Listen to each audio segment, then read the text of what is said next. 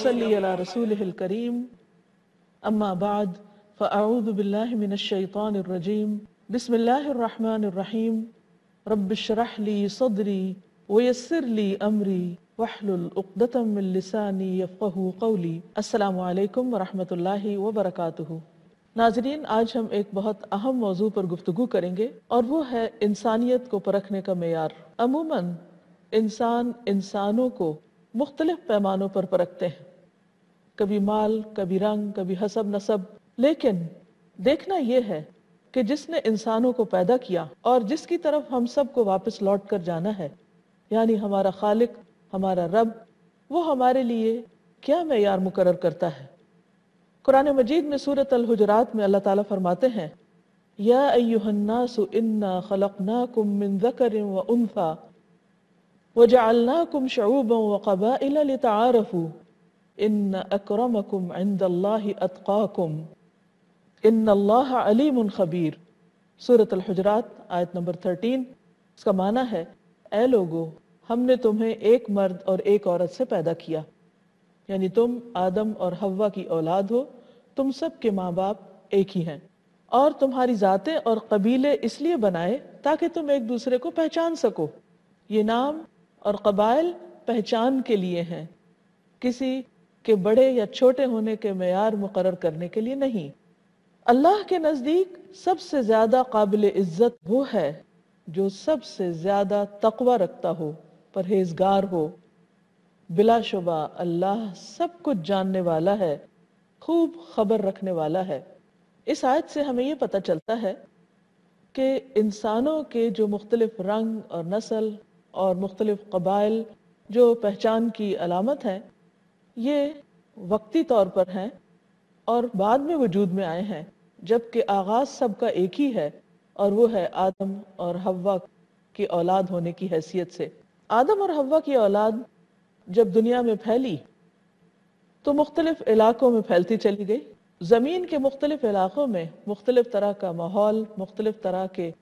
موسمی اثرات اور جغرافیائی حالات تھے، جن کی بنا پر لوگوں کے مزاج، رنگ، شکل اور دیگر چیزوں میں فرق آتا چلا گیا۔ یہ تمام چیزیں بنیادی طور پر جغرافیائی حالات کے اثر سے تھی، نہ کہ انسانوں کے بڑے یا چھوٹے ہونے کے معیار کے طور پر۔ اس لیے اسلام نے ہمیں جو معیار دیا ہے کسی بھی انسان کو پرکھنے کا، وہ ہے تقوی، یعنی اس کے اندر اللہ کا ڈر کتنا ہے، وہ اللہ تعالیٰ کے بارے میں کیا جانتا ہے، اللہ تعالیٰ کی عظمت کا اس کے اندر احساس کتنا ہے، اس کی گفتگو میں، اس کے معاملات میں، اس کے رویے میں وہ رب کا کتنا عبادت گزار ہے۔ ہم دیکھتے ہیں کہ نبی صلی اللہ علیہ وسلم نے اپنی زندگی میں مختلف لوگوں کو جو ترجیح دی، وہ ان کے دین کی بنیاد پر تھی، اور مختلف مواقع پر لوگوں کو جو منصب سونپے وہ ان کی اہلیت کی بنیاد پر تھے، نہ کہ کسی رنگ اور نسل سے ہونے کی بنیاد پر۔ مثلا فتح مکہ کا موقع ایک بہت اہم موقع ہے۔ اس موقع پر نبی صلی اللہ علیہ وسلم جب کعبہ کے اندر داخل ہوتے ہیں تو آپ کے ساتھ ابو بکر اور عمر بھی نہیں ہیں، آپ کے ساتھ دو غلام ہیں، ایک بلال رضی اللہ عنہ اور دوسرے اسامہ بن زید جو حضرت زید کی اولاد ہیں، اور اس کے ساتھ عثمان بن طلحہ جن کے پاس خانہ کعبہ کی کنجیاں ہیں۔ اسی طرح فتح مکہ کے بعد جو پہلی اذان دی گئی، اس کے لیے بھی نبی صلی اللہ علیہ وسلم نے حضرت بلال کو منتخب فرمایا، ان کی اہلیت کی بنا پر، ان کے تقوی کی بنا پر، اور انہوں نے خانہ کعبہ کی چھت پر کھڑے ہو کر اذان دی۔ یہ ایک بہت بڑا شرف اور بہت بڑے عزت کا مقام تھا جو انہیں ان کے تقوی اور ان کے دین میں آگے ہونے کی بنا پر ملا۔ حضرت بلال وہ ہیں کہ جن کے بارے میں ایک دفعہ نبی صلی اللہ علیہ وسلم نے فجر کی نماز کے بعد ان سے پوچھا کہ بلال، یہ بتاؤ کہ تمہارے اسلام میں آنے کے بعد جو اعمال ہیں ان میں سے کون سا عمل ایسا ہے جس کی بنا پر تم سمجھتے ہو کہ تم اللہ تعالیٰ کے قریب ہو، یا تمہارے نزدیک وہ باقی اعمال میں سے سب سے بہتر ہے؟ کیونکہ میں نے آج رات خواب میں تمہارے قدموں کی آواز جنت میں اپنے آگے آگے سنی ہے۔ تو حضرت بلال رضی اللہ تعالیٰ عنہ نے کہا کہ یا رسول اللہ صلی اللہ علیہ وسلم، میں وہی عمل کرتا ہوں جو سب کرتے ہیں، ہاں میں ایک بات کی کوشش کرتا ہوں کہ جب میں وضو سے نہیں ہوتا تو وضو کر لیتا ہوں، اور جو بھی اللہ تعالیٰ توفیق دیتا ہے نماز ادا کر لیتا ہوں، یعنی نوافل وغیرہ کی کثرت. تو حقیقت میں یہی ہے کہ انسان کے پاس اصل دولت ایمان کی دولت ہے. انسان کے پاس عظمت کا معیار جو اللہ کے نزدیک ہے وہ اس کا تقوی ہے کہ کون محض اللہ کی خاطر کیا عمل کرتا ہے، خواہ وہ حبشی غلام ہی کیوں نہ ہو، خواہ اس کا کوئی پیچھے قبیلہ نہ ہو، کوئی اس کا خاندان اور برادری نہ ہو، کوئی اس کے پاس مال و دولت کے انبار نہ ہو، لیکن اگر اس کے اندر ایمان ہے اور دین کی خاطر وہ قربانی کرنے والا ہے تو وہ یقیناً باقی لوگوں کے مقابلے میں بہت بلند مقام پانے والا ہے. ایک موقع پر حضرت سہل روایت کرتے ہیں کہ ایک آدمی حضور صلی اللہ علیہ وسلم کے سامنے سے گزرا. آپ نے پوچھا تمہاری اس بارے میں کیا رائے ہے، یعنی اس شخص کے بارے میں تم کیا کہتے ہو؟ صحابہ نے عرض کیا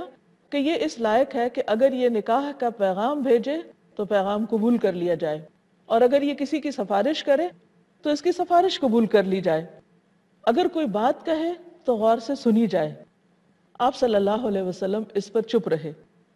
پھر ایک دوسرا شخص گزرا جو مسلمانوں کے غریب اور محتاج لوگوں میں شمار کیا جاتا تھا، یعنی بظاہر دنیاوی اعتبار سے اس کا کوئی سٹیٹس نہ تھا. آپ نے پوچھا یہ بتاؤ کہ تمہارا اس کے بارے میں کیا خیال ہے؟ تو صحابہ نے عرض کیا کہ یہ اس قابل ہے کہ اگر یہ نکاح کا پیغام بھیجے تو اس کا پیغام قبول نہ کیا جائے، اگر یہ کسی کی سفارش کرے تو اس کی سفارش سنی نہ جائے، اور اگر کوئی بات کہے تو اس کی بات پر کوئی توجہ نہ دے. اس پر آپ صلی اللہ علیہ وسلم نے فرمایا یہ شخص اکیلا، یعنی یہ ایک شخص جسے دنیا والے کوئی اہمیت نہیں دیتے، پہلے شخص کے مقابلے میں جو پوری زمین بھر بھی ہوں ان سب کے مقابلے میں یہ زیادہ بڑا ہے اللہ کی نگاہ میں، اس کے مقابلے میں جس کی ہر بات سنی جاتی ہے اور جس کو ہر کوئی توجہ دینے والا ہے. اگر ویسے لوگ پوری زمین پر بھی پھیلے ہوئے ہوں تو بھی ان کا معیار اور ان کا مقام اللہ کی نظر میں کم ہے، اور یہ شخص ان سب سے بہتر ہے. اس سے پتہ چلتا ہے کہ اسلام میں انسان کی اصل وقت، اس کی قیمت اور اس کی قدر کس بنا پر ہے. نبی صلی اللہ علیہ وسلم نے فرمایا ان اللہ لا ينظر الى صورکم ولا الى اموالکم ولكن ينظر الى قلوبکم واعمالکم، کہ لوگوں اللہ تعالیٰ تمہاری صورتیں، شکلیں اور تمہارے مال نہیں دیکھتا، کیونکہ عام طور پر لوگ کسی بھی انسان کو کب توجہ دیتے ہیں جب اس کے پاس دو چیزیں ہوں، ایک تو یہ کہ اس کی پرسنالٹی اچھی ہو، شکل و صورت میں اچھا ہو، اور دوسرے یہ کہ اس کے پاس مال ہو، تو ہر شخص اس کے پیچھے جاتا ہے. لیکن اللہ سبحانہ و تعالیٰ کسی کی شکل پر توجہ نہیں دیتے، کیونکہ وہ تو اللہ تعالیٰ نے خود بنائی ہے. قرآن مجید میں آتا ہے هو الذی یصورکم فی الارحام کیف یشاء، وہ ماں کے پیٹ میں جس کی جیسے چاہتا ہے شکل بناتا ہے. لیکن وہ دراصل دیکھتا کیا ہے؟ انسانوں میں وہ کس چیز کو پرکھتا ہے اور کس چیز کی قیمت ہے. وَلَٰكِن يَنظُرُ إِلَىٰ قُلُوبِكُمْ، وہ تمہارے دل دیکھتا ہے، کیونکہ دل ہی دراصل تقوی کا مقام ہے. وَأَعْمَالِكُمْ، اور تمہارے عمل دیکھتا ہے، ایکشنز دیکھتا ہے کہ تم کرتے کیا ہو. اگر یہ دو چیزیں درست نہیں تو پھر باقی اگر کسی کے پاس دنیا بھر کی بھی دولت ہو، قارون کے خزانے ہوں، لیکن اللہ کے ہاں اس کی وقت اور قدر ایک مچھر کے پر برابر بھی نہیں. اللہ سبحانہ و تعالیٰ اپنے بندوں کے اندر تواضع دیکھنا چاہتا ہے، ہمبلنس، اور ان کو بااخلاق دیکھنا چاہتا ہے. حدیث میں آتا ہے ان اللہ اوحى الی ان تواضعوا حتى لا يفخر احد على احد ولا يبغي احد على احد. صحیح مسلم کی روایت ہے، نبی صلی اللہ علیہ وسلم نے فرمایا اللہ تعالیٰ نے میری طرف وحی کی ہے کہ تم لوگ عاجزی اختیار کرو یہاں تک کہ کوئی کسی پر فخر نہ کرے، یعنی کوئی کسی پر اپنی بڑائی نہ جتائے اور نہ ہی کوئی کسی پر زیادتی کرے. گویا کسی حسب نسب کے بنا پر یا کسی بھی خوبی کی بنا پر، خواہ وہ اچھی شکل و صورت ہی کیوں نہ ہو یا مال و دولت ہو یا کوئی دنیاوی کچھ اور سٹیٹس ہو، کسی کے پاس کوئی بڑی ڈگری ہو، کوئی چیز ایسی نہیں کہ جس کی بنا پر کوئی شخص اپنے آپ کو دوسرے سے بہتر تصور کرے، الا یہ کہ وہ اللہ کی نگاہوں میں بڑا ہو، اور اس کا معیار ہے کہ اس کے اندر خدا کا ڈر ہو اور انسان یہ سمجھتا ہو کہ ساری طاقت صرف اللہ کے پاس ہے، ساری قدرت کا مالک وہی ہے اور انسان تو صرف عاجز مخلوق ہے. انسان کو اگر وقتی طور پر کچھ اختیار ملا بھی ہے تو وہ اس کے امتحان کے لیے ہے، اترانے کے لیے، فخر اور غرور کرنے کے لیے، تکبر کرنے کے لیے نہیں ہے۔ وہ اس لیے ہے کہ دیکھا جائے کہ انسان اس اختیار کو استعمال کرتے ہوئے کرتا کیا ہے، کیونکہ دنیا میں کوئی کتنا بھی بڑا بن جائے، موت کے ساتھ ہی اس کو اپنی حقیقت پتہ چل جائے گی۔ جو لوگ دنیا میں بڑے بنتے ہیں، تکبر کرتے ہیں، دوسرے انسانوں کو حقیر سمجھتے ہیں، جب آخرت کے دن اٹھیں گے تو اپنی بے بسی کا اور اپنی بیچارگی کا اور اپنی محتاجی کا خوب احساس ہو جائے گا۔ وہاں اگر کسی کی کوئی قدردانی ہوگی تو اس کے تقوی کی بنا پر دنیا میں جتنی بھی یہ اونچ نیچ ہے یہ سب وقتی اور عارضی ہے۔ ہم سب کو یہ یاد رکھنا چاہیے کہ ہم خود پیدا نہیں ہوئے، جو کچھ ہمیں ملا ہے وہ بھی ہم نے خود نہیں حاصل کیا، صرف ہمارے علم یا ہماری قوت یا طاقت کی بنا پر ہمیں نہیں ملا۔ یہ دراصل اللہ سبحانہ وتعالیٰ کی طرف سے ہمیں آزمائش کے لیے دیا گیا ہے۔ کچھ بھی جو ہمارے پاس ہے، خواہ مال ہے، ازواج ہیں، اولاد ہے، دنیاوی سٹیٹس ہے، اختیارات ہیں، کچھ بھی ہے، یہ سب کا سب دراصل اللہ تعالیٰ کا انعام ہے اور ایک امتحان کی غرض سے دیا گیا ہے۔ اس پر ہمیں اللہ تعالیٰ کا احسان مند ہونا چاہیے، بندوں کے لیے مہربان ہونا چاہیے، نہ کہ ان چیزوں کی بنا پر تکبر اور غرور کے دھوکے میں مبتلا ہونا۔ حدیث میں آتا ہے کہ تواضع سے اللہ تعالیٰ انسان کو عزت عطا کرتا ہے۔ اللہ تعالیٰ فرماتے ہیں کہ جو شخص میرے لیے اتنا سا جھکتا ہے، جو راوی تھے انہوں نے زمین کے قریب اپنے ہاتھ کو لے جا کر کہا تو میں اسے اتنا بلند کر دیتا ہوں، تو راوی نے آسمان کی طرف جتنا ہاتھ اٹھا سکتے تھے اوپر اٹھایا،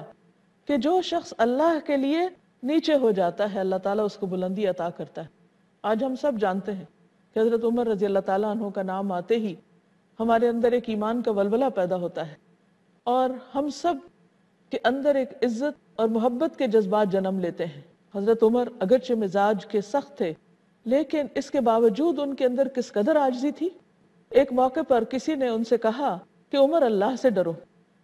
تو انہوں نے اپنا گال زمین پر رکھ دیا اور کہا کہ واقعی عمر کو ڈرنا چاہیے۔ تو حقیقت یہ ہے کہ وہ اللہ سے ڈرنے والے تھے اور تواضع اختیار کرنے والے تھے، اور اس کی عملی مثال تھے کہ انہوں نے اللہ کی خاطر تواضع کی، اور آج ہم سب کے دلوں میں ان کی عزت، ادب، احترام، محبت اور عقیدت ہے۔ پھر اسی طرح جنت میں داخلے کا معیار بھی کیا ہے؟ کسی کا مال و دولت نہیں ہے، یہ دنیاوی اختیار نہیں ہے۔ ابو ہریرہ رضی اللہ عنہ کہتے ہیں کہ رسول اللہ صلی اللہ علیہ وسلم سے پوچھا گیا کہ کون سی چیز کثرت سے لوگوں کو جنت میں لے جائے گی؟ تو آپ نے فرمایا اللہ کا تقوی اور اچھا اخلاق، یعنی جس کے اندر جتنا زیادہ یہ احساس ہے کہ وہ اس زمین پر اللہ کا بندہ ہے اور وقتی طور پر بھیجا گیا ہے ایک امتحان کے لیے، اور اسے واپس اللہ کے سامنے جا کر کھڑے ہونا ہے اور اپنی ان ساری نعمتوں کا حساب دینا ہے،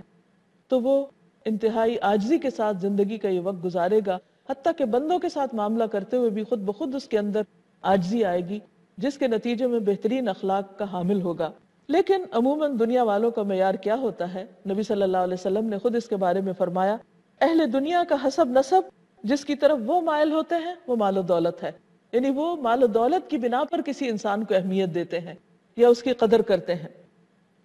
مومن دوسرے انسانوں کے ساتھ اللہ کے ڈر کی بنیاد پر جو اچھا معاملہ کرتا ہے، اس کی جو مثال ہمیں دی گئی ہے، جو احکامات ہمیں دیے گئے، اس کے بارے میں نبی صلی اللہ علیہ وسلم نے فرمایا، اللہ کے بندو بھائی بھائی بن جاؤ۔ مسلمان مسلمان کا بھائی ہے، نہ وہ اس پر ظلم کرتا ہے، نہ وہ اسے ذلیل کرتا ہے، نہ اسے حقیر سمجھتا ہے۔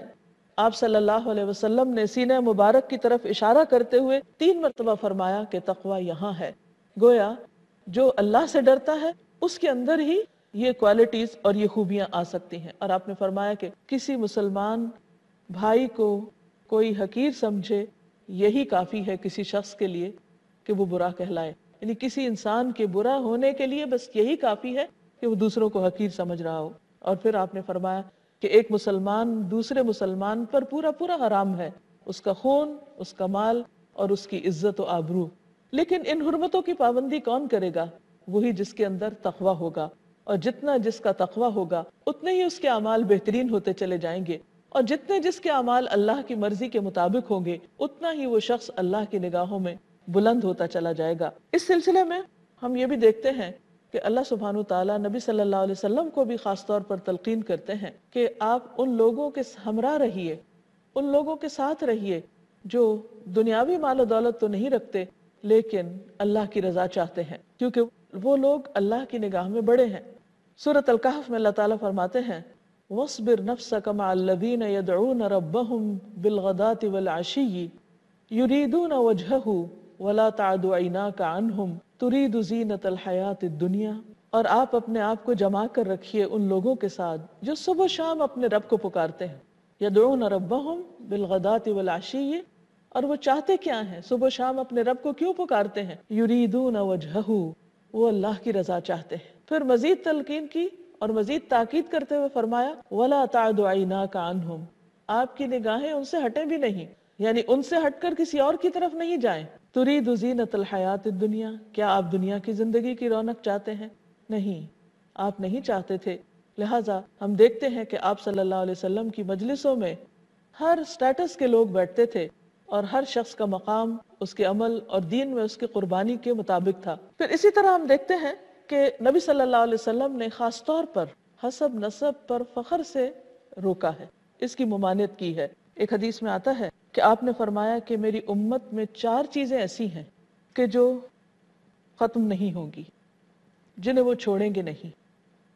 حالانکہ وہ جاہلی دور کی یادگار ہیں، اسلام نے ان کو ختم کیا ہے۔ اور وہ کیا ہیں؟ نمبر 1، حسب پر فخر کرنا، یعنی اپنے آپ کو محض اس بنا پر بڑا سمجھنا کہ وہ کسی خاص مخصوص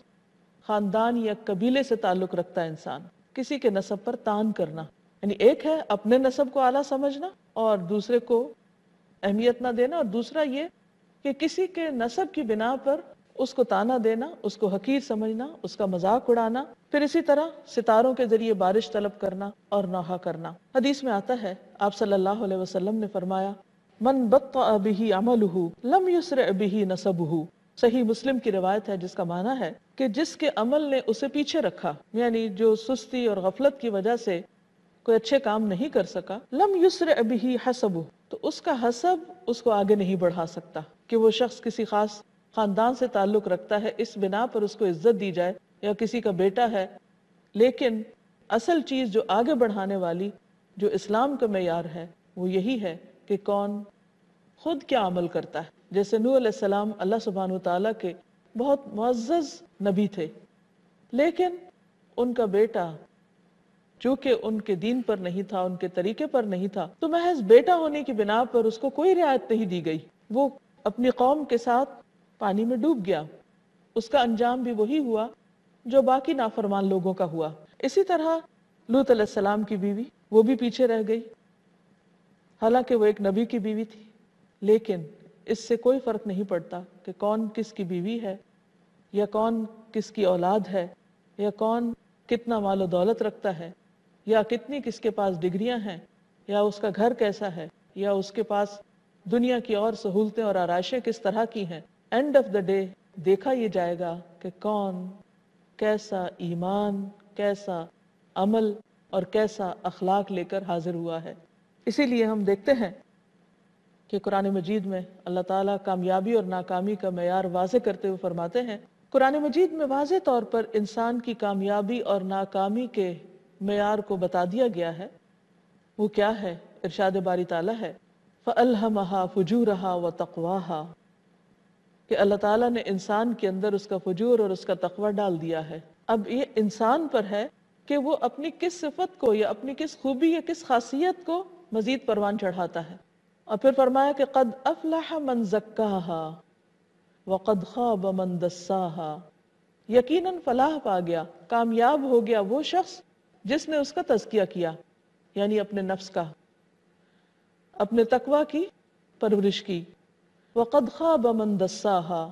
اور یقیناً نقصان اٹھایا اس نے جس نے اس کو آلودہ کیا، یعنی نفس کو مختلف گناہوں کی آلائش میں مبتلا کیا اور اللہ تعالیٰ کی نافرمانی کے کام کیے۔ اس لیے لازم ہے کہ انسان مسلسل اپنا تزکیہ کرتا رہے اور اس کوشش میں رہے کہ وہ اللہ کی فرما برداری کے کام کرے، لیکن یہ اسی وقت ممکن ہے کہ جب انسان کے اندر حقیقی معنوں میں تقوی ہو، جب وہ آ جاتا ہے تو انسان اپنا نگران خود بن جاتا ہے. انسان صرف اپنے ظاہر کو نہیں اپنے باطن کو بھی اچھی طرح دیکھنے کے قابل ہو جاتا ہے. وہ مسلسل فکر آخرت میں رہتا ہے کہ کل اس کا انجام کیا ہوگا. دنیا کے ہر کام میں جو بھی اس کی ذمہ داری ہے اس کو ذمہ داری کے ساتھ ادا کرتا ہے. اس کے اندر ایک خاص طرح کا احساس ذمہ داری جاگ اٹھتا ہے. اس کے اندر جب یہ احساس ہوتا ہے کہ اللہ ہی بڑا ہے تو پھر اس کو اپنی بڑائی کا شوق نہیں رہتا. اس کے اندر پھر جو بھی نعمتیں ملی ہیں جس بنا پر لوگ بڑا بننا چاہتے ہیں ان نعمتوں کی جواب دہی کا احساس پیدا ہو جاتا ہے. جس انسان کے اندر یہ احساس پیدا ہو جائے کہ اللہ سب سے بڑا ہے پھر اس کو اپنی بڑائی کا شوق نہیں رہتا، بلکہ جن نعمتوں کی بنا پر عموماً انسان خود کو بڑا سمجھتا ہے وہ ان نعمتوں کو اپنے لیے ایک آزمائش سمجھتا ہے اور اس کے اندر جواب دہی کا احساس پیدا ہو جاتا ہے. اور ایسا انسان انسانوں سے معاملہ کرتے وقت جذباتیت کا شکار نہیں ہوتا بلکہ اپنی غلطی کو اچھی طرح سمجھنے والا ہوتا ہے اور اس کا اعتراف کرنے والا ہوتا ہے. اللہ تعالیٰ سے دعا ہے کہ اللہ تعالیٰ ہمیں حقیقی معنوں میں تقوی عطا فرمائے. اللہم آت نفسی تقواہا وزکھا انت خیر من زکاہا انت ولیہا و مولاہا. اس کے ساتھ ہی آپ سے اجازت چاہتے ہیں.